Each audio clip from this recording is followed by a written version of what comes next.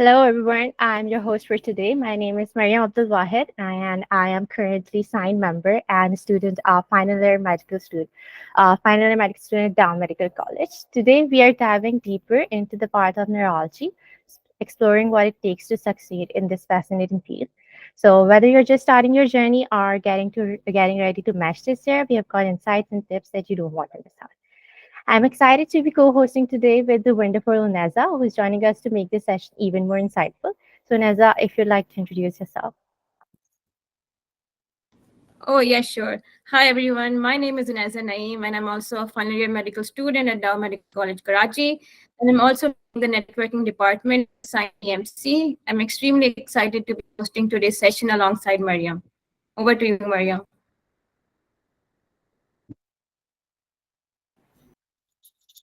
Yeah. Also, very esteemed to have our president joining us for this session. So, Tayeba, if you'd like to go ahead. Yeah, sure. Hello, everyone. I am Sayyidat Taiba, and I recently graduated from Dow Medical College, Pakistan, and I'm currently serving as president for this student trust group in neurology. I'm extremely grateful to all the speakers that you guys took out time from your busy schedule to help us record this episode. I really, really appreciate this. Also, we have today Dr. Ajitesh Pooja, Dr. Ramesh, and Dr. De Jesus. I'm sorry if I'm pronouncing anyone's name incorrectly. So, can you guys, I would really like to request if you can please introduce yourself one by one, starting from Dr. Ramesh. I'm actually from Down Medical College. I graduated back in 2016. Did my neurology residency from Spectrum Health Grand Rapids, or now known as Corewell, where Dr. DCs is working. And then I went for neurocritical care fellowship at University of Michigan. I just graduated 3 months ago, so I'm a new attendee. So you can just still think me as a Thank you, Dr. Ramesh. We are so excited to talk to you today. Dr. Pooja, can you please unmute and introduce yourself? Yeah, sure. Hi, everyone. I'm Dr. Ojara AJ. I'm the residency program director at University of Pittsburgh. And I did my neurology residency at University of Pittsburgh as well, and fellowship there as well. So nice to meet everyone. Thank you. We're excited to have you. Dr. De Jesus. Hi, I'm Dr. Jesus. I did my full internal medicine residency in Youngstown, Ohio, in St. Elizabeth Medical College. I also did my neurology residency in Medical College of Georgia in Augusta, Georgia. I have been in Spectrum Health, now Corewell Health, for the past 10 years, and have seen that growth of that program, and currently their associate program director. I have seen Dr. Ramesh Merchant grow as a resident, now as an attending. So very much proud to see him in this type of setting. Thank you so much, Dr. De Jesus. I am really excited to hear insights from all of you guys. So over to you, Maria. Thank you so much for the introductions. Let's start with our first segment. So, we're diving into one of the most crucial elements of the residency application process, the personal statement. Crafting a strong personal statement can often be the difference between an application that blends in and one that truly stands out. So it's not just about listing one's achievements, or it's our chance to tell our story, share what drives one, and show why someone is passionate about the field that they are choosing. So, in a sea of competitive applications, your personal statement is your voice. It's where you can connect on a more personal level with the selection committee and make a more memorable impression. So, starting with you, Dr. Oja, if you can tell us what it really is that makes one's personal statement stand out in residency applications. Yeah, so I might have a slightly different perspective on personal statements than some other people. I think it's extremely difficult for people to stand out in terms of their personal statements because as program directors, we see so many. Most of the themes are repeated. That doesn't mean you cannot stand out. And some people do stand out because their story is very unique. And so I think the important thing, like you said, is to use your personal statement to tell your story about what your kind of story is, why you're interested, obviously, in neurology. And if it stands out, that's great. If it doesn't stand out, that's also okay, right? Most people's stories don't stand out, and that doesn't matter, I think, from a personal statement standpoint. I think what I like to see, and I think many others do, is your personal statement should give us an idea of who you are.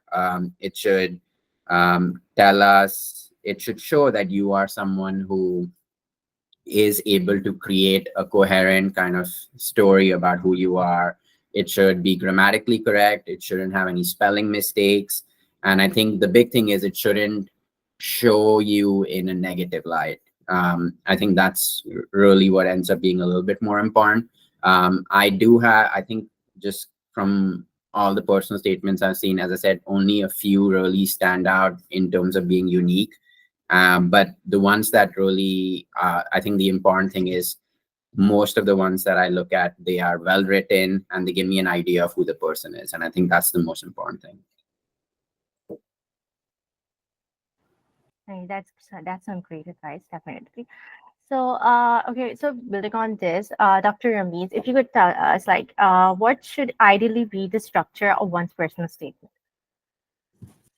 So when you're writing your personal statement, the main thing is describing why are you doing neurology and what are your personal characteristics that resonates with neurology. And as Dr. O just said, the biggest thing is that your personal statement might not help you get into a guy like get an invite, but it can definitely if you have a negative personal statement where you're making grammatical mistakes or if you're kind of uh, putting yourself in a negative light can impact you. And just to kind of add on what Dr. Oja said, I have reviewed at least 300, 400 fellowship personal statement for our last 2 years because our program also let our fellows be a part of the induction process. And there's only one personal statement I just remember, which was about this neurology resident who actually had a cardiac arrest when she was having her appendectomy surgery.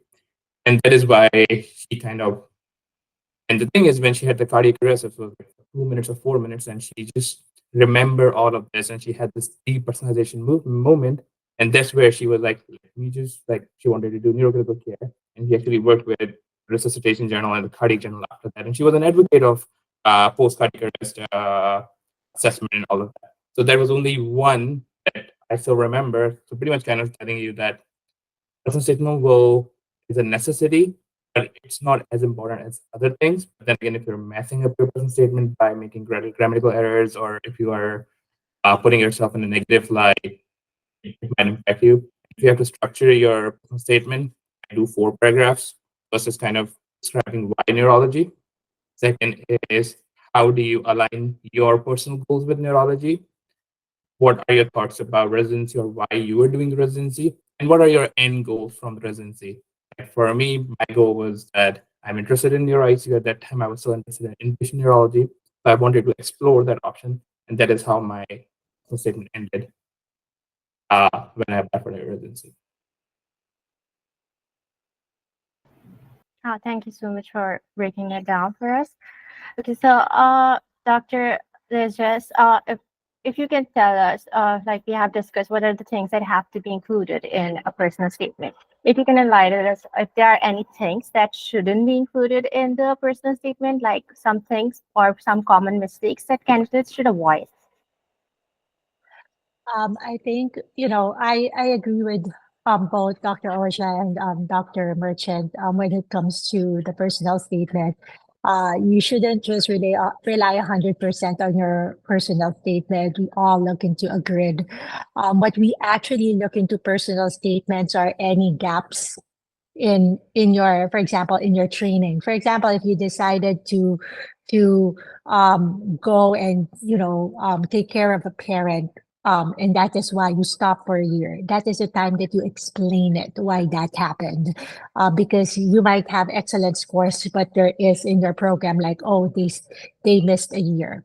So last night I was in in something like this, a panel for different program directors as well, and they have said it at length that any any reason that you need to explain on your application, that is the time to do it. And it actually sets a personal tone because as both panelists have said, sometimes it doesn't really stand out, you know. So the best thing to really do is to explain yourself at that point. Um, I would say my pet peeve would be then using Chat GPT. If it looks, you know, that's why I think as a personal, for me personally, do I take really into a big account about the personal statement? No, I think I am jaded to realize that some people might use ChatGPT for their advantage. And so for me, I use the personal statement when we have chosen them for interview to set the discussion off and see what they say really true. Because of course, as everybody had stated, lying shouldn't be there.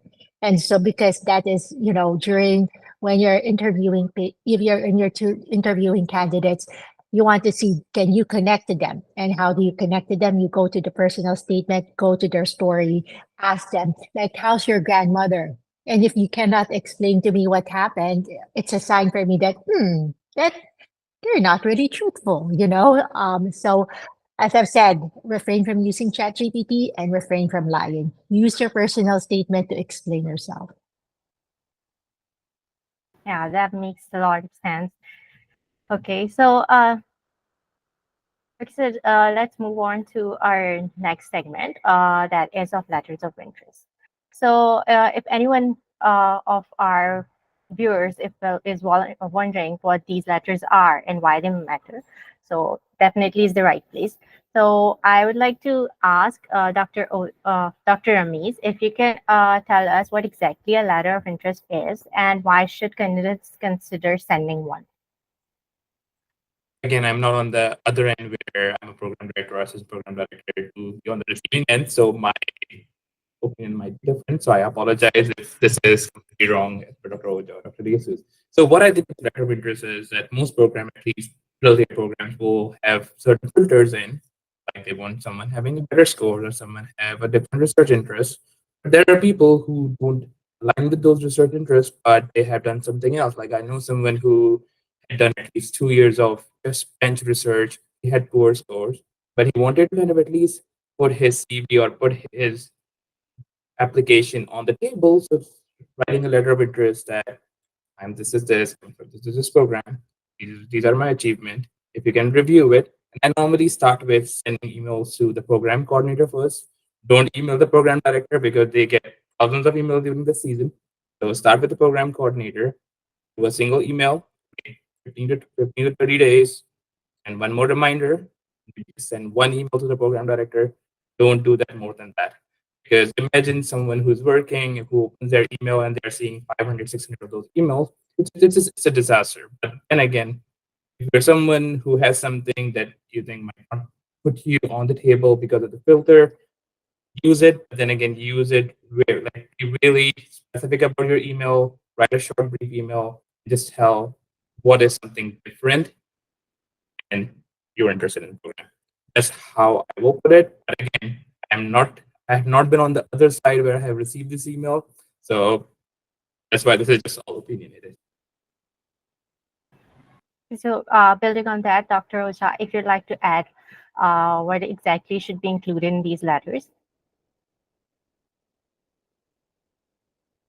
Yeah. So I think letters of interest, I think, are a little tricky, especially now, given that we have signals, and I'm sure you guys might talk about that later. But um, this year, neurology has 8 signals for each applicant. So in the past, when there were no signals or there were less signals, right? I think sending letters of interest to your program to kind of indicate your specific interest in the program could be useful because for whatever reason, if your application might not be seen or it might be potentially kind of ignored and you want something, you really want to kind of show your interest in the program, they can be useful. With signals, though, it complicates things a little bit more. When you had 3 signals, right, then when signals started, if you send a letter of interest to a program that you didn't signal, then they will say, well, you didn't signal me, so why are you sending me a letter of interest? Now that let signals are up to 8, I think that's going to be even more amplified. So I think a lot of programs, if you send a letter of interest to a program that you did not signal, that program will probably say, well, we don't think this letter of interest is sincere because you never signaled us. So why are you sending us a letter of interest? So my recommendation would be, do not send letters of interest to programs you did not signal. However, even after you signal a program, you might not get an interview at that program, right? Or you might be worried that, hey, I signaled this program, but I might not get an interview for whatever reason. There might be a potential weakness in my application. I think in those situations this year, you can send a letter of interest to the program. And as Dr. Mee said, you can start with the program coordinator, and you can maybe once or twice at most send it to the program director as well. I do get a lot of emails kind of about letter of interest, right? And I think I I think it's always something that I at least try to email everyone back. But I can tell you that I think it's going to be, most programs are not going to expect people to send letters of interest now unless you signal them and you didn't get an interview or you are concerned. So I would say reserve your letter of interest for programs you signaled, but you are concerned you might not get an interview or you did not get an interview. Right. Dr. Dujas, if you can tell us what exactly should be the perfect time for sending out these emails and anything else you'd like to add in this discussion. Well, I think when it comes to letter of interest, if you're really interested in the program, one is really, trying to make sure that we do have an experience in that program. We have applicants that do rotate with us, even from other places. You should start way before if you're truly interested. Then you would know if it's a great fit or not. Doing it during the match, during the process itself, is very tricky because then we don't want to be in violation of encouraging people or saying that, oh yeah, we promise you an interview, or having too much correspondence to an applicant. So I would say that um, if you also are very interested, you can also reach out to the program director as quote unquote a mentor.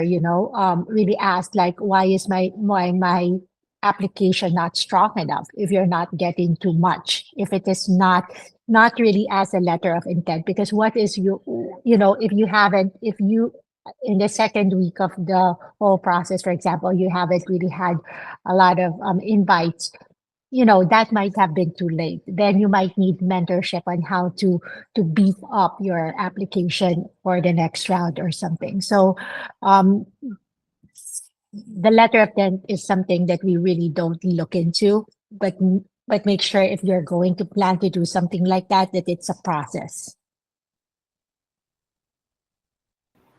Yeah, sure. Dr. Amis, go ahead. Just kind of wanted to add on onto this, and there are actually a couple of more avenues to kind of reach out to your like the program director or attendings from the other program at different places. Like for example, when you go to the AN program, like AN programs, try to talk to them, and they actually have specific hours set up there. So try meeting the attendings, see if they have observerships or elective opportunities going at the program and seeing what they're doing or how things work there. That's another way. Other thing is over last 4 years, 5 years, whole Met Twitter rage is kind of on. So join Met Twitter and try following people to see how things work. And there are even now neurology match Twitter groups as well. Try to kind of join those so that you can get to connect with everyone. So that will be the other thing. And one of the questions I had for both Dr. Jesus as well as Dr. Oja was, is it appropriate to email the program director, let's say a month or two before the med cycle, and tell them that, hey, I'm applying to your program, my qualifications are this, whether this is something that will resonate with your program or whether this will be good enough for me to apply? Is that something that is taken positively or negatively? What do you guys think? Yeah, I think I do get emails before the before the application process starts as well. And I think it depends how you phrase them. I think most of the emails I get is saying, hey, I'm interested in your program. This is kind of a snapshot of my application. And I will say, okay, that sounds good. And I will say, we will review applications from this time. And then when we do, we will take a look at your application, because I don't have too much more to add at that point when someone sends me an email. But as you said, if they specifically email and say, hey, is this going to be a problem, this specific aspect of my application, or is there going to be, ask me a specific question about, is my score going to be a problem, or the fact that I'm have been away from medical school for this long, is that going to be a problem? That can be potentially useful, because I will respond to those and say, yes, this might be an issue, or this might not be an issue in terms of us considering your application. I think that's useful. But it's difficult for me to really look at the snapshot and say, okay, we will, that your application is something that we will definitely give an interview to, right? Because there's a lot of things that we have to look at when we look at the whole application. So if there's a specific question before the match that they're asking, I think it's reasonable to ask that.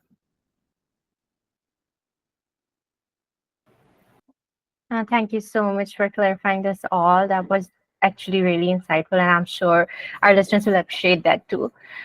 So let's move on to the next segment, and that is of networking. So obviously, networking is also one of the crucial aspects of any professional journey, and any residency application uh, also has some part, as or has networking has some role when it comes to any residency application. So let's discuss the importance of connecting with program directors, as some of the points have already mentioned, and how the networking can elevate one's application. So, Doctor, let's start with you. So, uh, and apart from these in letter of interest, is there any other way is that you think is suitable to approach program directors? I mean, being at AAN, talking to some program directors really does help. Some of your graduates, if you have worked with them, is very, very important. I know Dr. Ramis Merchant have told us, his specific, like, hey, this person is really good. This person is, because as a program, we are always watching out for our own residents. Will this candidate be a match for our current residents roster? And so somebody really saying that, hey, this person is really good, or, oh, this person rotated with us and we really bonded well, or, oh, this person didn't bond with the team well, is very, very important. So I think networking is very important with your graduates, because it really speaks volume of your desire to know the program. First ask them, like, how is the program, how is your life, how is your well life balance? Then you realize if it's really truly a good fit for you before really pursuing any other questions or networking. But I think you should start where, just like Dr. Merchant in this situation where, he's talking to you guys, reaching out. I have another resident who reminds me of Dr. Merchant, Dr. Marcia, who is very, very active himself when it comes to this. I think he's very much a good advocate of our program, and it had been, bringing in really good people. We have connections in certain schools that come and rotate with us. Those are, I really think networking really helps both the applicant and the residency program a lot. Right. I think that does cover most of the points. So let's just move on to one of the most important segments of today's episode, and that is the whole process of interview. So we all know a well-prepared candidate can make all the difference in securing dream residency during an interview. And they are more than just a conversation; they are an opportunity to showcase your skills, passion, and how you're fit for the program. And it's where you can highlight your strengths and address any weaknesses and demonstrate your commitment in the field. But let's face it, preparation is key. Without it, even the most qualified candidate can fall short. So That's why we're dedicating this segment to the importance of thorough preparation. So let's start with you, Dr. Ramesh. If you can tell us what are some scheduled, if you have only some essential tips for behaving professionally during an interview. Sorry, can you repeat that question again? I was not able to hear the last part of it. Yeah, if you can share your insights or any tips regarding behaving professionally during an interview. So what I will say is just be yourself. And when programs are interviewing you, they're looking for certain basic things. What they want is someone who's dependable, reliable, is trainable, is coachable, gets feedback, learns from feedback, improves. And when you tell them to show up at 6 a.m., they come at 5:55 a.m. and it's gonna be there. They can work with the team and they don't have ego issues. That's simply what most of the interviews are about. Because if you look at, and I might take it long, but if you think about every program, every middle tier program has 3 to 6 residents. What that means is that they have 18 residents over 3 years, and they will have, let's say, they're doing night floor, and if they have 12 residents, each resident is going to work 1 month. And let's say if they have a resident who has some behavior issues, who is not dependable, who will miss their nights, or does not perform well, the load is going to get shifted on the residents. In internal medicine or other programs, you have so many residents that it can be easily distributed. But if you have one bad resident, it's going to impact the whole program. The programs are really, really careful about what they're picking. And at the end, it's just you have to be a normal person that can work with anyone who's dependable, who's teachable, and who's coachable. That's the simplest of what interviews are about.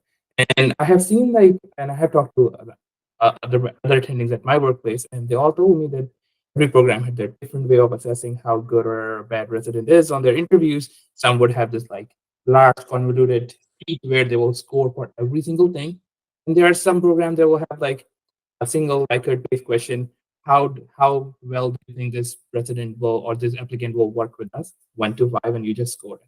So what I'm trying to say is, at the end of the day, all programs are looking for someone who they can work with, who's dependable, reliable, who you can teach, coach, won't have any issues with them messing things up, or sometimes in some cases lying up front. And that is what Dr. Diaz was asking with the whole personal statement.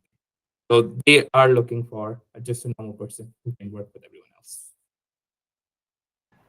Thank you so much, Dr. Ramesh. That was really encouraging to hear.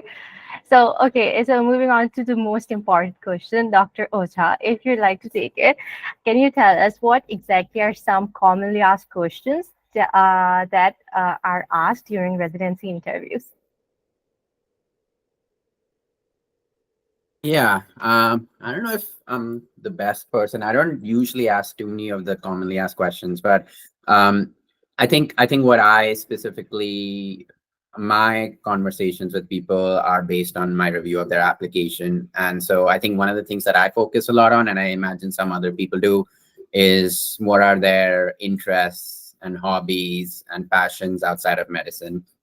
So I imagine that could be something that would be commonly asked. Other people also want to know, some people will ask you why neurology, but a lot of people won't because that's already in your application. So that could be a common interview question depending on where you interview. Another common interview question, obviously, or that they will either ask you or they will try to figure out based on talking to you is, um, why are you interested in the program, right? So obviously, if you're applying, you're interested in the program, but what's your level of interest in the program? What's your level of interest in the city the program is? And so they will try and either directly ask you or indirectly try to figure that part out. So that's another common question so that they can see, is this person actually going to want to come to this program or to the city? Um, Other common questions people will ask, again, which I think depends on the program. Some programs will ask, some programs will never ask, is they might ask about your strengths or your weaknesses. So those are common questions people can ask. And then people will try to figure out what are things that really make you a good fit with their program. So They will try and ask you about things that show that you are a strong team player, someone who is going to really kind of contribute to the culture of the residency. So there will be questions kind of based on that. In general, most neurology interviews are really conversation based, right? There will be some where they will ask you very specific questions, but most of us want to have a conversation with you. So my conversation is I like to know more about that person who I'm interviewing out, and that's why I like to hear about their interests, their passions, their hobbies, where they're from, those kind of things. So I think it's very important when you are having an interview is to be able to maintain and engage in a conversation, right? I think that's super key. And in terms of like professionalism that was kind of asked, the big things to really keep in mind are you want to have some degree of eye contact, right? Which shows that you're interested. And you also, based on your conversation, you should seem interested in the program and being there. People who really don't do well on their interviews are people who clearly either are not interested and it's very obvious, or who seem that they're not interested for whatever reason, even though they are actually interested. And that can be a big negative when you're interviewing. If the programs don't think you're interested, that's going to be a huge issue. So I think those are things to keep in mind. Good eye contact, show that you're interested.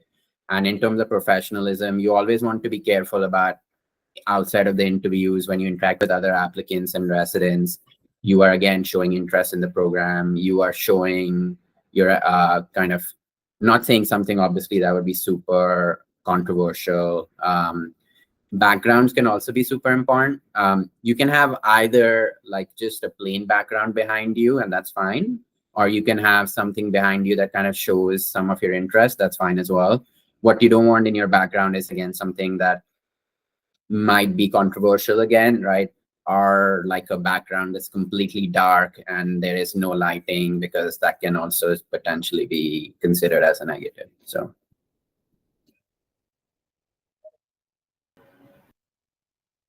Thank you so much, Dr. Rocha, for breaking that down as well. Dr. Des, if you'd like to add on anything, and also now that Dr. Ocha had mentioned the common questions that are asked, what do you suggest? How does one prepare for these?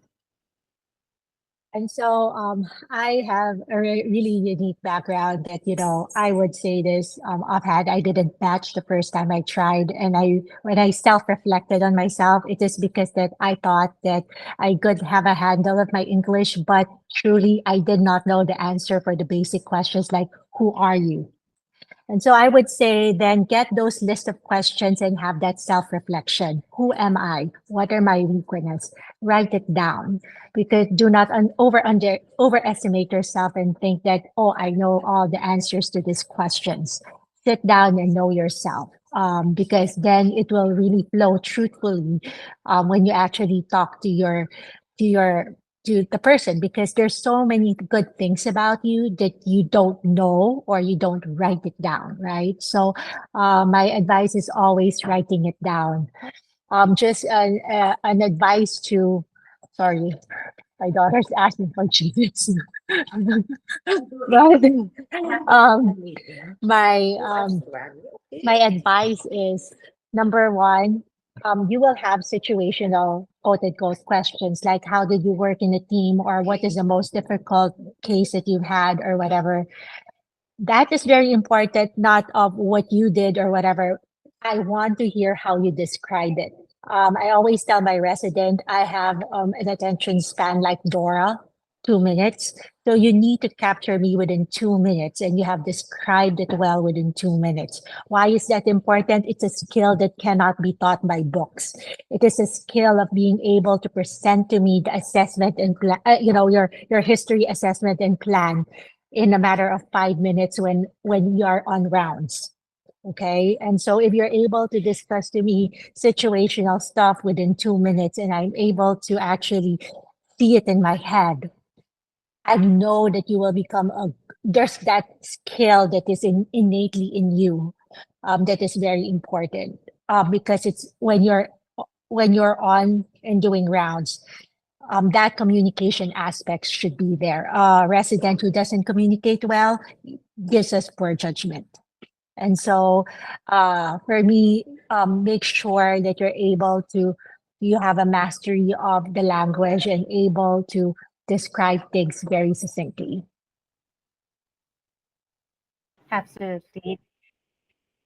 Yeah, Dr. Rumiko. Yeah, just to add up on all of this conversation is learn the art to tell a story. And what I mean by that is if someone asks you about strength or weakness, you should not be just regurgitating all the adjectives that are in the dictionary. You should be telling just one quality and kind of resonating that with your CV or your personal statement. Let's say if you are a team player, describe some examples of being a team player, like either in your med school or where you did your research, all that kind of stuff, and have a way to kind of build your answer in such a way it kind of adds on to what was on your CV rather than just regurgitating some words. So that's like the biggest thing that I have noticed. Like some people will just continue telling these adjectives, and you're like, what does that even mean? How does that connects to those qualities? So that's one thing. Other thing is just to add on Dr. Oja's comment that yeah, some programs will just like some program director will just ask you who you are as a person, or just kind of will have a basic conversation. Like one of the reasons why I actually ranked my program spectrum health really high was when I met Dr. Hinston, that was a program director, like she was a program director at that time. And we just kind of sat down and at that time I was taking a year off because I just got married, moved to US. So we just talked about marriage life. We talked about how it's essential to spend time with family, even with your long work hours. And that is something that's so remember really well. So what I'm trying to say is that most of the times good programs are those that will actually try to learn about you and try to help you. So again, that is something I completely agree with Dr. Oja that it's really like knowing a person and kind of understanding where their what their background is and how they're coming, and even helping them to be a better resident or a neurologist in next few years. Thank you And so much, really Dr. quickly, in terms of interviews, if any of you are like, I'm not sure how well I would do in interviews, right? It's always a great idea to do a mock interview before your interview start. Thank you so much.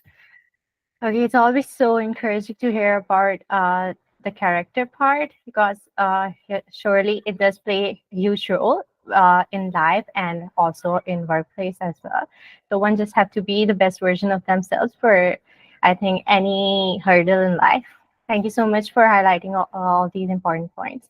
So let's just move on to our next segment. And for that, I'd like to call Uneza. Hi, everyone.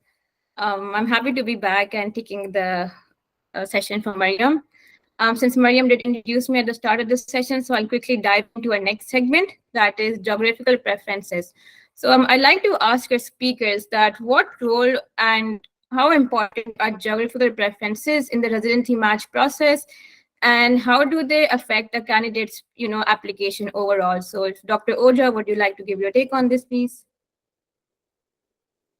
Yeah, so again, I think there's probably some variability in terms of different programs, how important they find geographic preferences or not when they're looking at applicants. And so some people will look at them and pay attention to them, others might not. I think it'll depend on the specific program.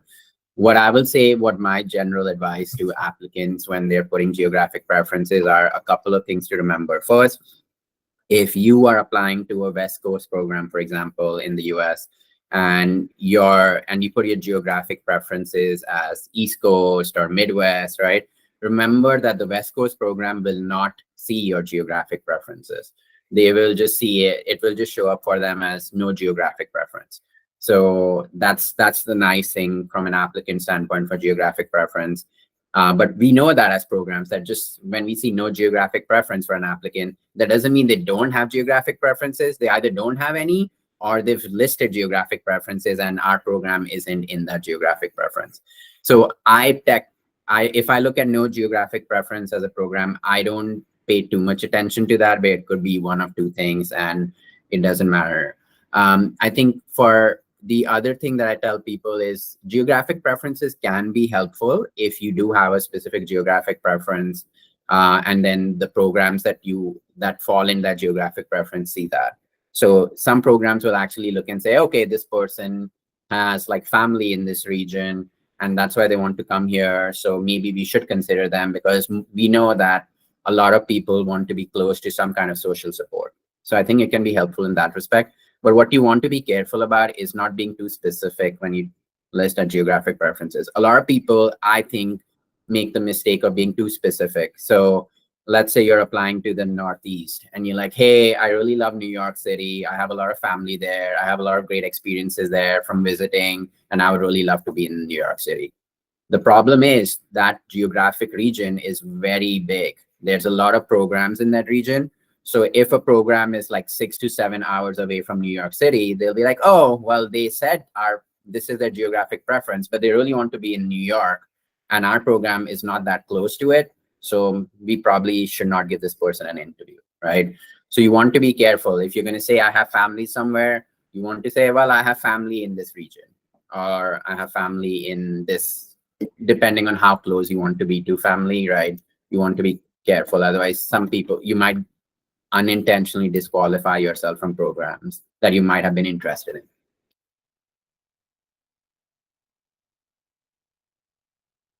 All right. Thank you so much, Dr. Oja. That definitely was a very thorough, explanation as to how a candidate can factor in this aspect. Dr. D. Jesus, would you like to add anything to Dr. Oja's response?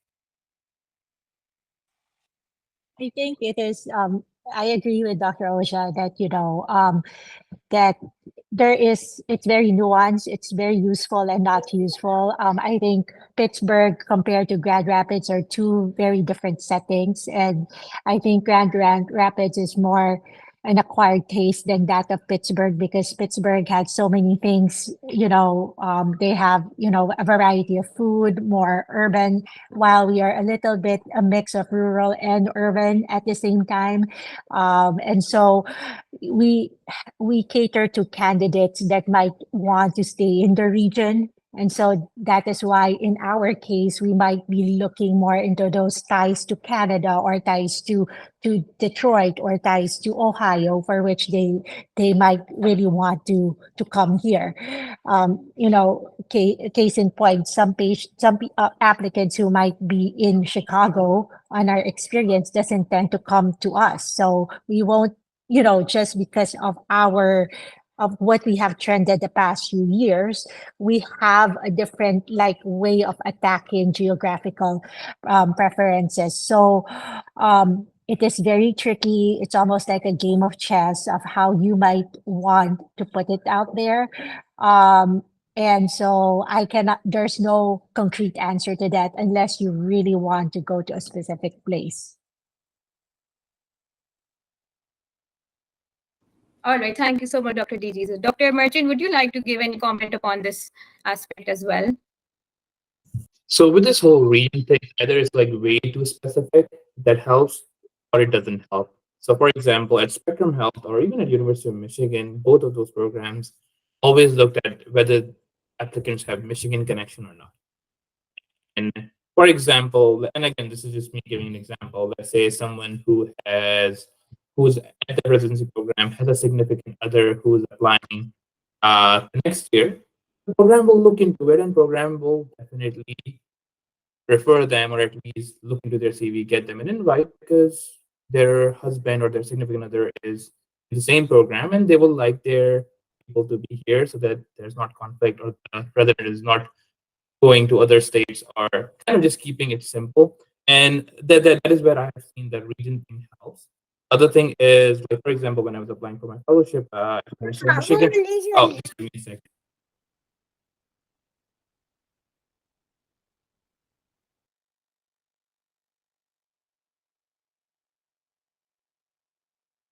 Oh, oh, so what I was saying was that if you have a specific connection to the program, the region thing helps. Else, it doesn't help. So if I'm applying to Pittsburgh and if I say I like Vermonti Bros, that's not going to help you. All right. Thank you so much, Dr. Merchant. All three responses have been, very helpful in giving us a comprehensive, explanation as to how we can figure this out. The next aspect that I would like to bring up right now would be signaling. As Dr. Oja mentioned previously, that now neurology has 8 signals for each applicant. So I'll start off with Dr. Oja only. As to what role does signaling play, and how can candidates approach this? Yeah. So I think in terms of signaling, again, there will be some program variability depending on where your program is, right? I think, let's say you are a program that's considered to be the best program in the country. So let's just say, like, for example, you are like UCSF, for example.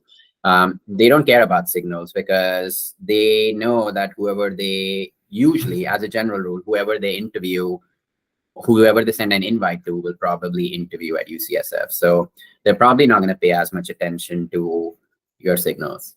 I think on the same side, let's say a program is in a place where they don't get as many applicants, right? They will look at signals. Obviously, if they get signals, they're going to pay a lot of attention to them. But they know they, in addition to their signals, they have to look uh, at a lot of other applicants to make sure they're getting enough applicants to match. Where signals, I think, becomes the most useful or most relevant is very much the vast majority of programs that are in the middle. And there's also some variability in between them, but the vast majority will say, okay, well, we are going to look at signals pretty carefully because people who don't signal us, especially this year when there's 8 signals, that means that we aren't in the top 8 that they would want to interview at, not necessarily match at, but interview at. And so they might say, well, it's unlikely they will, if they don't want to, if you're not in the top 8 interview choices, that we will end up going up significantly higher in their match list. So I think programs are going to look at signals very carefully. For applicants, for applicants, it's a little tricky. And I think it depends on what kind of applicant you are. And I'll speak specifically for international medical graduates. And I think for you guys, it's trickier in terms of signals, because what I would tell American medical graduates is, if you're signal the top 8 programs that you're the most interested in before interviews start, and that's what you should do. As an international medical graduate, I think you have to look at your application, and maybe your strategy has to be a little bit more nuanced. If you have an excellent application, then you can probably do roughly the same thing, which is maybe signal the top 5 or 6 programs that you really are interested in, but then have at least a couple of programs that maybe your level of interest isn't as much, but just based on looking at that program, that they match IMGs, that they are an IMG friendly program, and that your chances of matching there are higher. So you should signal them so that you don't miss out on interviews from those programs. If your application is average to above average, right, and you're an IMG, then you have to decide how much risk you want to take, because if the programs you're super interested in are very competitive programs, then your signal might get wasted at those programs if they don't interview you. So you might want to have more proportion of your signal programs that are programs that you just can realistically match at, even if you don't think they are like the ones that you're most interested in. So you might want to say, well, my first 2 signals are going to be at programs that I really would love to go to, but I might not get an interview at. And then the rest of my signals are programs that I will more realistically have an option, be able to match at, depending on knowing what this program's like, what kind of people match there. Maybe I know people from my medical school who've gone there, so I know that that's a reasonable option for me. All right. Thank you so much, Dr. Oja. That definitely lends us into more insight as to how we can, smartly choose our signals for the respective programs while we're sitting for the match. Dr. D. Jesus and Dr. Merchant, would you like to add anything to this discussion as well?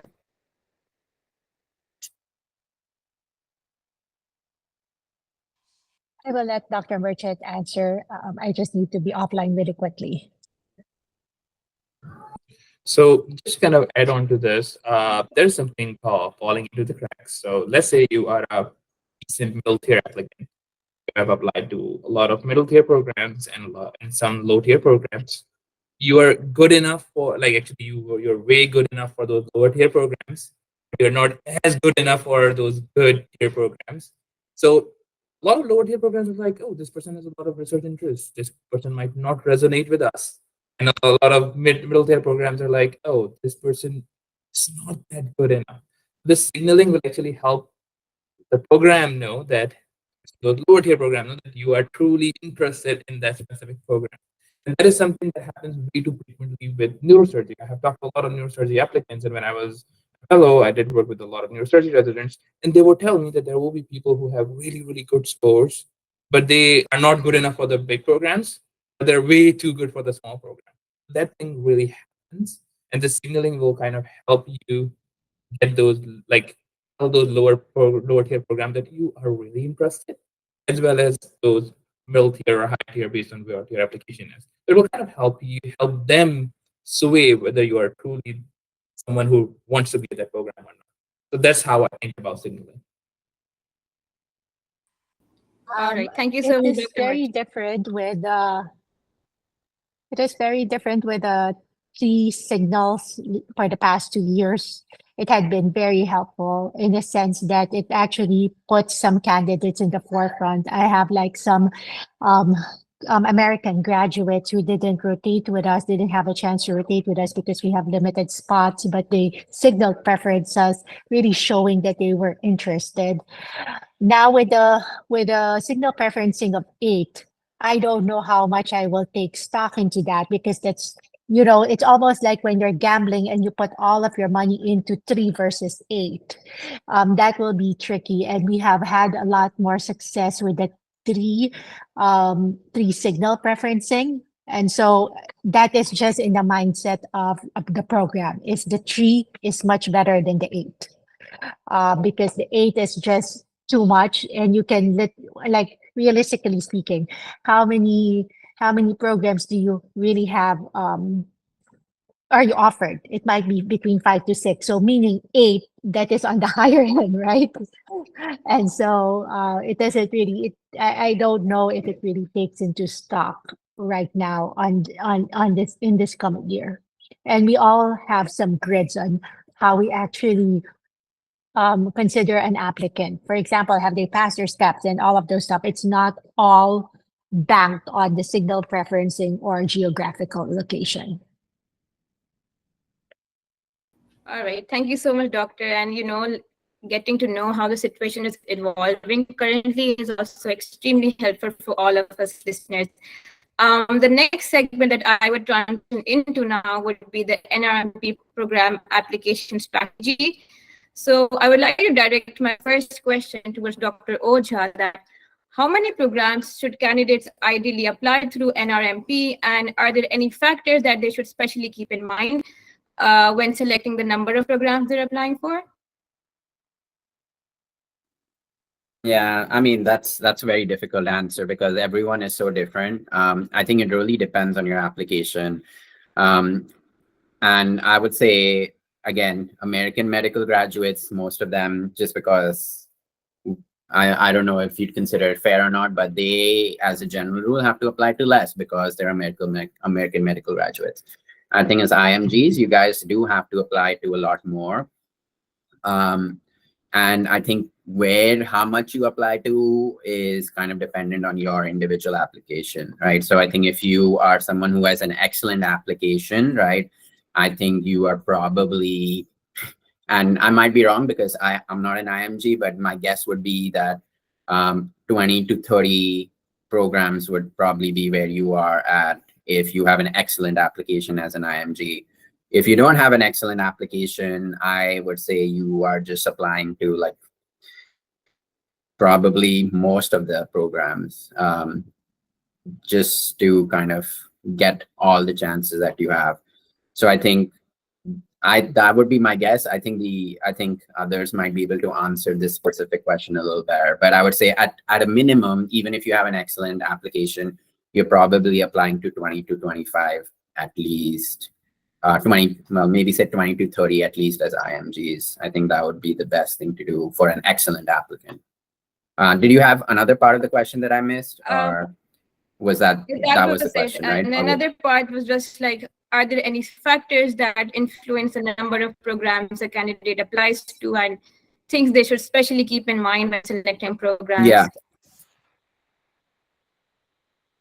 Yeah, so the factors that are going to help you decide how many to apply to, obviously, as I said, is what makes an excellent applicant, right? Again, it's obviously a little variable, but if you have an amazing step two score, if you are able to say in your application, hey, I went to this school that is considered one of the best schools in the country, and more importantly, I did really well in the school, either by kind of saying, well, my class rank was like number 3 in a class of 300, for example, or something to that effect.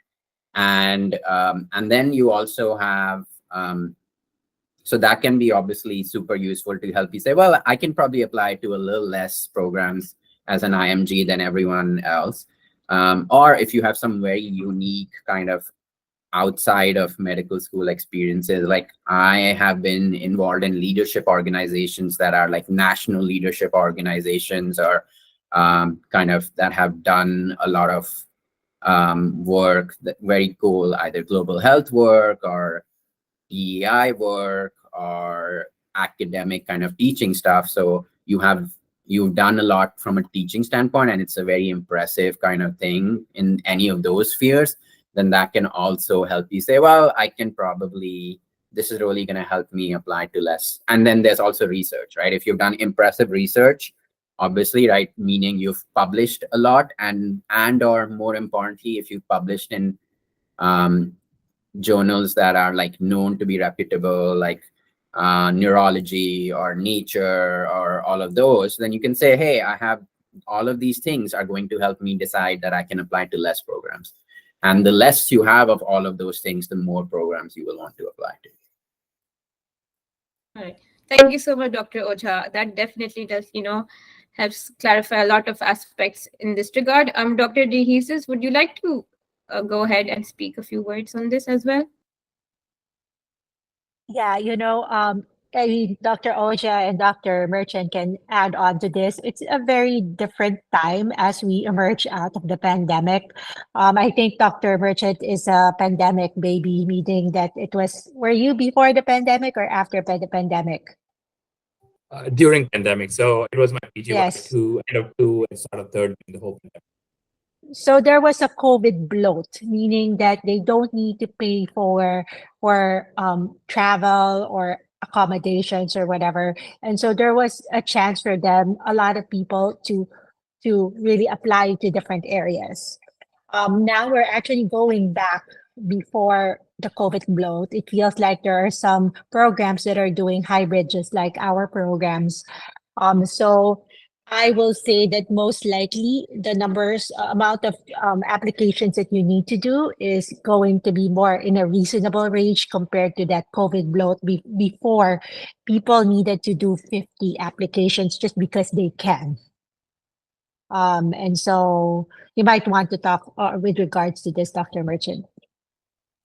So again, I'm a number person. So let's just look at statistically. So there are around 170 or 180 neurology programs. 1/4 are super tier, high tier like Stanford and all of those, and 1/4 are your lower tiers. Like, I don't want to name drop a program, but let's say you have this 50%, which is kind of your middle tier. Let's say you are someone who has 250 on your step to CK, have a couple of research, and have some basic interest in neurology, and when you're applying, first thing you should look at is how many programs, especially if you're an IMG, how many programs are actually taking IMG candidates. So if you look at the list, the number will be somewhere around 70 or 65 programs who have taken at least one IMG over the last 1 or 2 years. So now you have 70 programs that you at least have a chance to get into. And then look at the trend of how many people are like, if you look at the trend of last 4 or 5 years and how many applicants have applied to, how many numbers of program and how many interviews you have gotten. So if you look at our Dow alumni page, we actually have those numbers. It's pretty much for an average candidate, they have applied around 50 to 70 programs, and their interviews have been around 8 to 10 if they had normal scores. So now you have a data for what an average candidate. If you are an above average, maybe cut down that number from 70 to 50, or maybe add those 30 programs on your list. If you are a below average candidate, make that number from 70 to 100 and apply to a lot of lower tier programs or new programs or programs that are just about to start maybe in 6 months. Call them, ask them if they're have to take someone who like out of cycle or not. So what I'm trying to say is it's based on what your scores are, what your interests are, and how many publications you have in neurology, and then how much you can afford. Because if you're applying to 100 programs, that is somewhere north of $3,500 per application. You should think about that as well. It's kind of putting your scores, your research interests, your research, and your interest in neurology, and kind of based on that, looking at what is the average data, just kind of going either one side of the standard deviation based on your score. Thank you so much, Dr. Merchant. I think that definitely gives us a very fair idea as to how we can, plan ahead and select the number of programs that we potentially might be interested in. So thank you very much. Moving on to the next segment, that is Supplemental Offer and Acceptance Program, also known as SOAP. So I would like to start off with Dr. Merchant only. That could you let us know how does SOAP work and what are the chances of matching through it? And if you could also please share some strategies that can increase a candidate's chances of, matching through SOAP. Being honest, don't know much about SOAP, especially for IMGs, because it's like, for example, if you have an AMG who didn't get matched, the program itself will at least start finding places for them or how help them to get matched or at least push their CVs through or push their application through. I'm not aware of how much it helps IMGs. However, there have been instances over the last 5 years where there were some neurology programs who, for some reason, did not get matched, and some positions were offered last minute and were taken by MGs. So yes, there are odds of getting into neurology program during SOAP, but again, the odds are really low. And if you look at the way the SOAP is structured, technically they are not influenced. Their matching process is not influenced by context or by anyone else. At least that's what the paperwork says. So that's where I will leave it because I don't know more than that about SOAP. All right. Thank you so much, Dr. Merchant. Dr. Oja, would you like to add further to this discussion as to how can a candidate increase their chances, during SOAP, and any other input that you would like to give on this topic? Yeah. I also probably don't know as much about the SOAP process. But I think I would say if you are in a SOAP process and you see that there are programs that have spots open, I think increasing your chances, obviously, one thing that you can do when the program say it's okay for you to do that is really have one of your mentors reach out to that program or send them a letter of recommendation and say, hey, this person's great, and these are all the reasons why they're great, and these are all the reasons why they would love to be in your program, right? So I think there's a step in the SOAP process that you are able to do that. You cannot do it before. So I think usually, unfortunately, I think it's once you get an interview or they say, yes, send us your information. But I think if you do get an interview and getting the interview is just like emailing the programs and telling them why on your side, why you would be an excellent match for the program and why you really want to be in the program. That's how I would kind of contact them if you have that option. And then once they say you can send letters, I would also have your mentors reach out and kind of advocate for you, and that might potentially improve your chances. But as mentioned, it is obviously going to be very difficult, right? I think when programs similar to the regular thing, AMGs are probably going to be favored over IMGs in a SOAP setting for most programs, but not all, right? If they interview you and they really like you, then you will get that spot. So Thank you, Dr. Oja. Dr. D. Jesus, would you like to comment upon this as well and any other insight regarding the SOAP process? Um, I agree with Dr. Oja with regards to the soap. We haven't had the need to do soap. Truth be told, I'm a scramble baby because I never really applied with my neurology program. I was in my internal medicine. I was on my second year. I didn't have any. I was interested in neurology, and And at that time, I was just toying the idea of doing neurology. Having said that, it was my attending who actually called during scramble. It was scramble at that time, and within an hour and a half, I got the job. Meaning that really medical experience for those cases for soap or whatnot, and you're in and having an attending advocate for you. As I said, I never applied the whole for neurology, but it was just during that scramble day that I applied and I got in between an hour and a half. And that being said, my case was very different because I was already training in internal medicine. So they saw a lot of advantage of getting me because I already am kind of American trained. All right. Thank you so much, Dr. Jesus, for your opinion. With that being said, I'll transition to the final segment of our today's episode, which is emailing programs for feedback. So, starting with Dr. Ojha, could you let us know, like, once the interview phase is over, what would you recommend would be the appropriate time for candidates to email their program for feedback, and what are any other advice would you give prospective applicants in this regard? I've actually never, I think, been emailed by applicants for feedback after the interview. You mean feedback from us to them or feedback from them to us? Like an applicant approaching a program after the interview is done, just seeking feedback regarding their interview and during a polite email, just letting them the program know that they were grateful for an opportunity for an interview and something along those lines. Yeah, so I think I'll make this a little bit more general, which might be helpful. So I think usually the recommendations from the AN, which kind of from a neurology standpoint, and I think it applies to other places, is as a general rule, they tell programs, hey, after an interview, don't reach out to applicants. And they also say, well, applicants shouldn't feel like they need to reach out to programs. So that's one of the things we at least emphasize during our interviews is we tell people, hey, you do not need to send us thank you letters.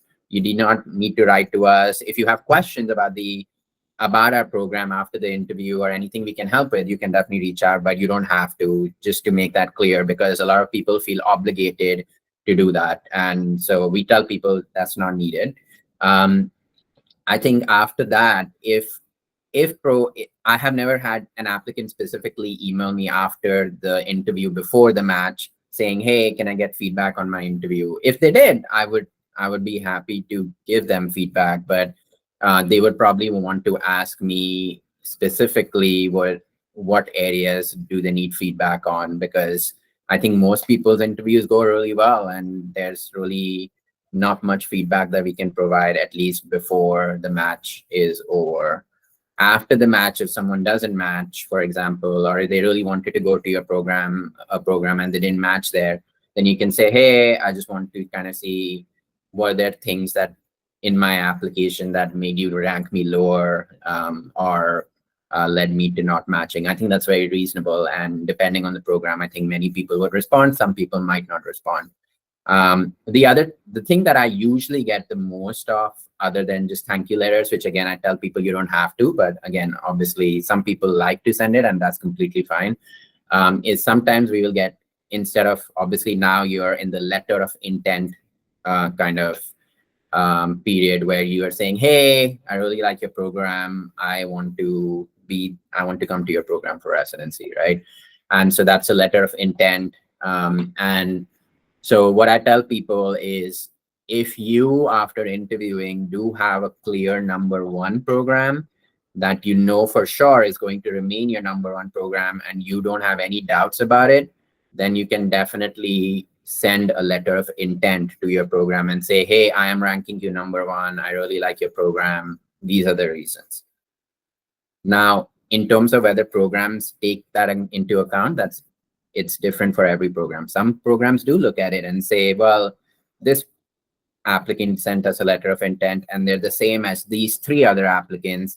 So maybe we rank the applicant with the letter of intent a little higher than the other three applicants that we feel are exactly the same after we interview them. And other programs might not take that into account at all. But I don't think it hurts to send a letter of intent if you have a clear number one. What I think everyone probably already knows, but is always something we emphasize every year.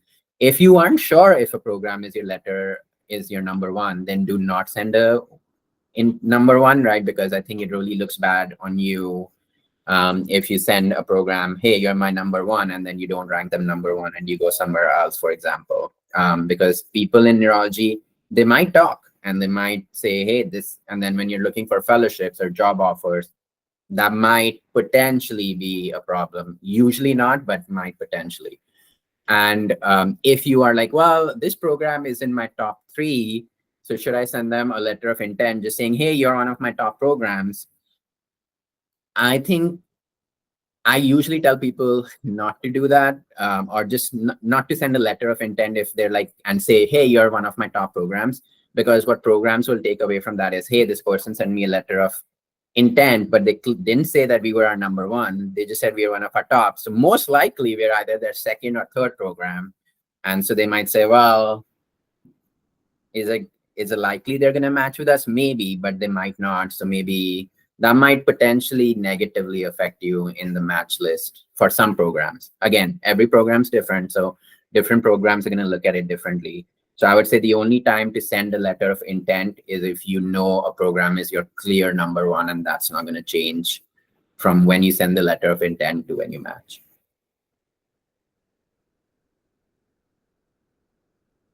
Thank you so much, Dr. Oja. That definitely gives a lot of fresh and important perspective on this theme. I'd like to approach Dr. Merchant and Dr. Dehees if you would like to share your take on this as well.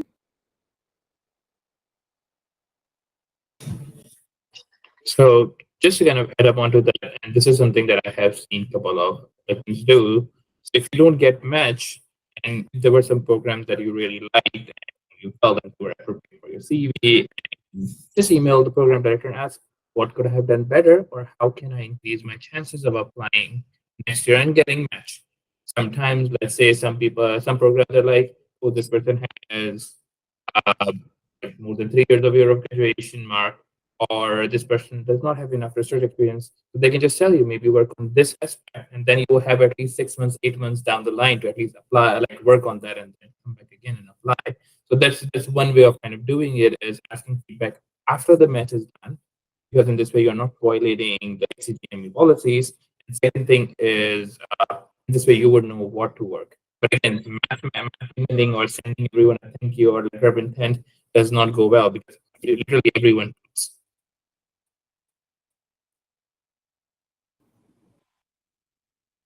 I think, of course, thank you letters are, not really encouraged, but, I do see some, positive impact about them. Do not send generic thank you letters, just saying that, oh, I enjoyed your program. Make sure that you do write something substantial about the discussion that was memorable. Like, oh, I enjoyed A, B, C, D. If you're going to write something, make it, I mean, when you look at the whole application process, how can you personalize it to your, to who you are? So the whole application process is about personalization. So even your thank you letters should be something that is personal and truthful. And if you ask for feedback, it is a very tricky thing because you don't want to just tailor your next interview based on the feedback that was said to you, because then you're not being truthful to yourself, right? And what you want to really come across to is your truthful self. I think it is going to be helpful, just like what Dr. Merchant says and Oja said, is to do it after the match if you weren't matched. Having said that, you actually put, it's every action has a corresponding reaction. And so the reaction might be two things. Why didn't you match? And number two, can I help this person to really match the next time? So it might be that, oh, we learned that you didn't match, and might be a warning sign for us, right? So you want to be very careful at in the same breath of asking for a feedback letter. Thank you so much, Dr. Heeses and Dr. Merchant, Dr. Ojha, for sharing your insight upon this aspect of the match cycle. And with that, I'll hand over the hosting of this session to Tayyaba Rehan. Over to you, Tayyaba, if you could please take over. Yeah, hello again. Thank you so much, Dr. Ucha, Dr. Ramiz, and Dr. De Jesus for sharing amazing insight on such important issues. I would like to ask just one more question before we end. So, as Dr. Ucha mentioned, that it is important to make the interview as engaging as possible. So, I would like to ask if it is okay for the applicants to ask questions from the program directors, and what kind of questions that actually shows that applicant is interested in the program, and questions that are not actually off limits.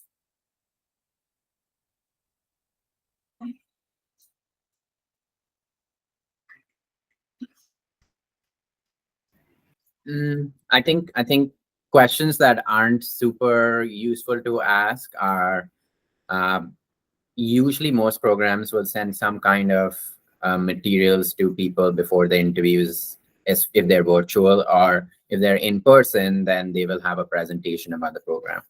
So if you ask a question about something that was clearly, that's like a question that was clearly kind of, they went over the presentation in the morning, or was in the presentation that they sent to you like the evening before, that could theoretically look a little poor, because then the program might say, hey, they should have known this about our program before they interviewed, and they obviously either didn't review the materials or they weren't paying attention. So you want to make sure you're not asking questions like, hey, is there a stroke service in this program, when clearly the presentation went over the stroke service, for example.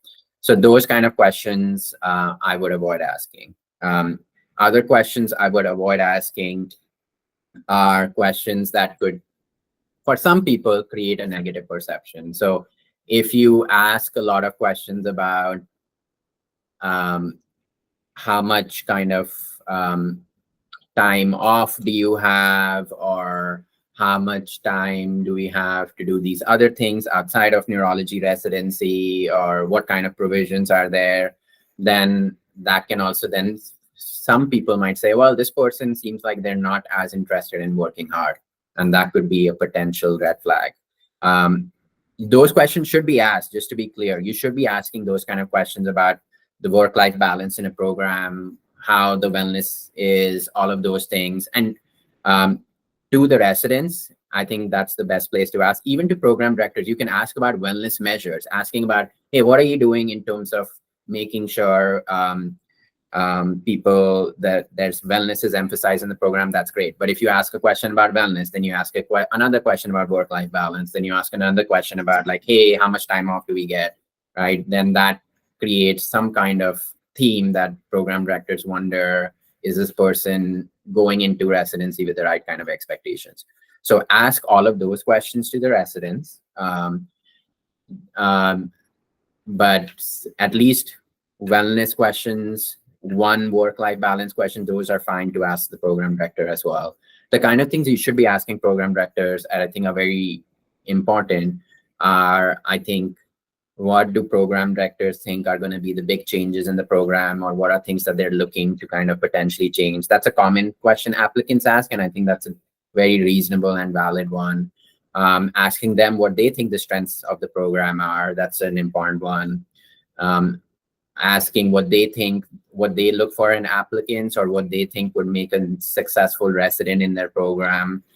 Those are all, I think, good questions to ask program directors, and that can be super useful. And also maybe asking why do they think, or what drew them to the program, right? So I think I always talk about, because I did residency at my program and fellowship, what kind of drew me to the program as a resident, why I stuck around. So I think those are common things that people ask that are good questions to ask program directors. All right, thank you so much, Dr. Uja. That makes so much sense. Mariam, over to you. You can continue.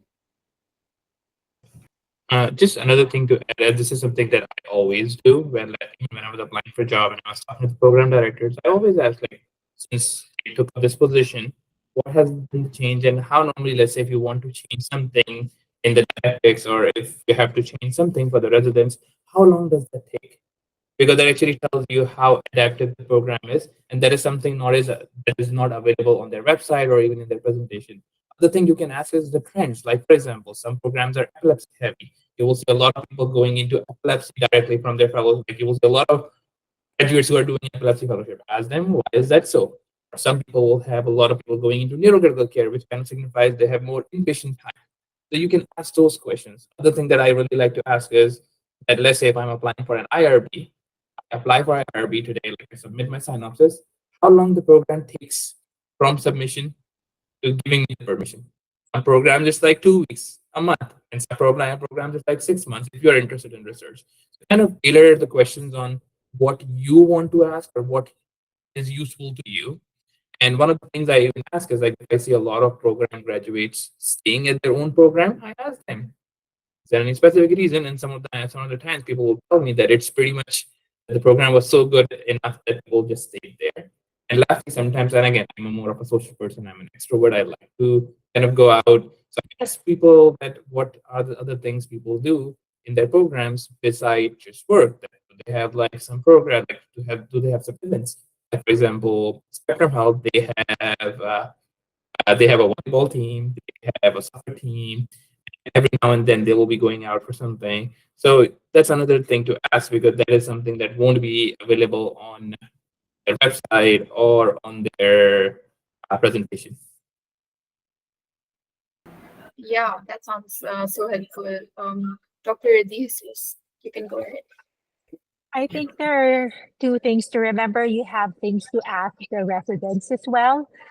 Just like how is their work-life balance? How safe do they feel? Do they feel that if they have concerns, they can freely talk to their program director, associate program director, or their safety regards at least? Those are very smart questions that talk about the values of their program. Because it tells us about the candidate imagining themselves working in that work environment. How do you relate with neurosurgeons? Does your attending back you up with the ED residents, right? Because for example, you said that I don't want to admit this patient. Does your attending back you up at night? Like those tells me that this applicant is thinking about how am I going to work as a resident? How much how much does what do you call that the other attendings work well with the residents. Secondly is that the personal, I always personalize it. Okay, like I am well known as being the wellness champion. So if you in your personal statement told me about hiking, I would expect you ask me, are there really good hiking trails there? It actually tells you about me as well. Is wellness really a part of our program? Because I can directly ask an associate program director where to go. A lot of people ask me, Dr. Jesus, I heard you're the foodie. So do you know like the best Middle Eastern restaurant in town? So I get those a lot. It tells me that you want to try to fit in not only in the program but in the town. Personalize everything in your hobbies and interests. That should come out when you ask questions. Yeah, this was really amazing, and this I think this actually shows that you are a person outside of medicine as well. You are engaging on a personal level with the program director and the interviewer. Thank you so much, Mariam. Over to you. Yeah, so before we wrap things up, a huge thank you to our amazing guests, Dr. Ocha, Dr. Ramisa, Dr. Jewis, for your time and for sharing your expertise and experiences with us today. Your insights have truly been invaluable. Yeah, Dr. Ramisa. I just had one question and this is something that I did during my fellowship, something called Second Look. So, for example, during the time it was all online. I was going into a neurological care fellowship, and I actually wanted to see how sane is in the ICU before I even ran the program. So I asked the program that can I go for second look? Can I come for second look? And they were kind of happy for that. Actually came at 6 a.m. there, spend the whole day in your eyes. So you just kind of learn how things work. Is this something you guys, as the program director or assistant program director, you guys, Dr. Ojan and Dr. Jesus, you guys offer second look, or what are your thoughts about second look? Because that is something I feel like, especially with everything being online, even there are now papers that suggest that a lot of programs online don't show, like, don't put much information on their website. So is second look something that is open at your program? What do you think about second look? We did have a second look with our program because we have the hybrid, the virtual, and we have offered it to our virtual candidates after we have rank list to everybody, so that we know that we're in the perimeters of ACGME, that we're not, changing people's mind because they went to our program or whatever. So we did it after the match list is done. I really like it because it actually solidified, that my decisions that we made were correct. Yeah, so we are basically all virtual. So we do also offer second looks. But again, similar to thank you letters, again, the AN kind of talks about second looks and making sure that second looks are being emphasized as something that is not expected. So we also kind of tell applicants, hey, you are not expected to come to a second look. It's not going to change your rank list. It's not going to affect anything in terms of ranking you, because some people might be able to come to a second look and some people might not, even if they want to. So I think that's the first thing we emphasize. And I think the second thing is we tell people if they want to come for a second look, they can. We ask them to get in touch with our residency coordinator.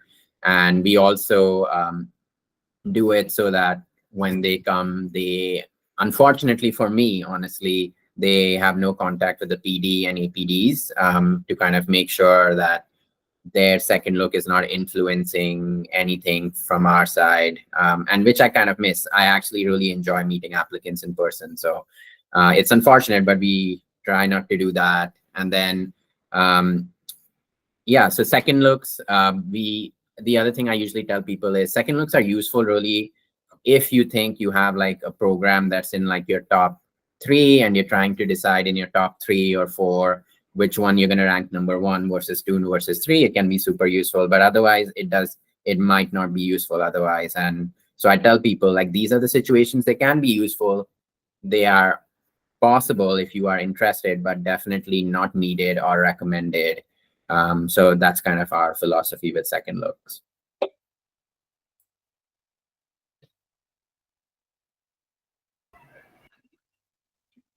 I think that does answer your question. So before we end, I would love if you all can give at least one advice for the neurology match applicants for this year, and something specifically for IMGs. Dr. Oja, would you like to go first? Yeah. I think the biggest thing I would tell people is it's obviously can be challenging, but there's a lot of fun things about interviewing and meeting different people and seeing different programs. So enjoy the experience. It's a unique experience, one that you will never get. So enjoy it. That's really the most important thing.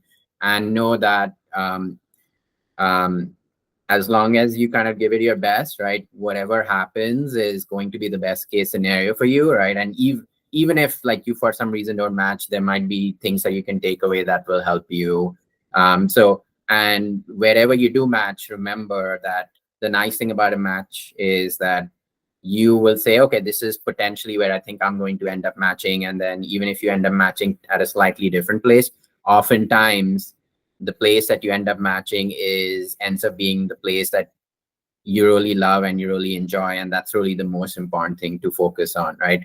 Wherever you guys go, right, you all are going to be very successful and happy. And I think the most important thing that kind of helps lead to happiness as a general rule is your own kind of attitude and your own kind of approach to it, right? I think that's super important. Most programs in neurology, the nice thing is they're very similar and you're going to get excellent training at most programs. And so if you keep that in mind, right, and focus on that, you are going to kind of go through the match process not being super concerned, right?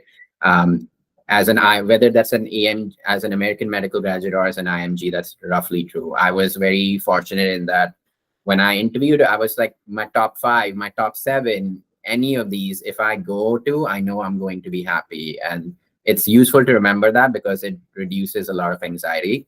And the last thing I would say is like trust your gut instinct, right?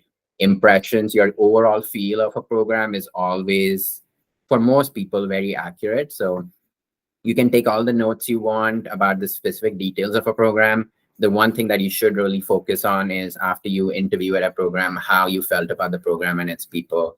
And that will really, I think, help you in terms of decision making. Wow, Dr. Ramirez, if you'd like to. Yeah, just to kind of add on to all of what Dr. Abu just said is one, only do neurology if you're truly passionate about it, because some people will apply that as a backup. Please don't do that, because what I believe in is that you should only do neurology if you are truly passionate about it. Because like everything, there will be times where things will be hard. And if you're not truly passionate about, you will give up or you would not put all your efforts in. And that is something we do see when people are in their PGY2 and are front loaded with all the inpatient rotations. So please, please, please only apply in neurology if you are truly passionate about the field, because we need good neurologists. Other thing is when you're going for your residency, I know some people already have their mindset on epilepsy, neuroendovascular, neurocritical care. But what I will say is your residency goal should be at the end of 4 years, you should be a good neurologist. Then you can be something else with your fellowship, but the main goal should be being a good neurologist first. I have seen sometimes people are so interested in stroke or neuroendovascular, they don't think that anything else besides that is neurology. So what I will say is your goal should be out of your 4 year residencies to be a good neurologist. And lastly, neurology community is really small. So everyone knows everyone. So even let's say you don't connect to get to your program of choice, even if you get to a different program, still stay connected. And if you have a questions or if you have like something that you want to kind of ask, send an email, because that's how a lot of projects are started. That is just a simple communication that kind of builds up the whole project. So stay connected and try to just enjoy the ride.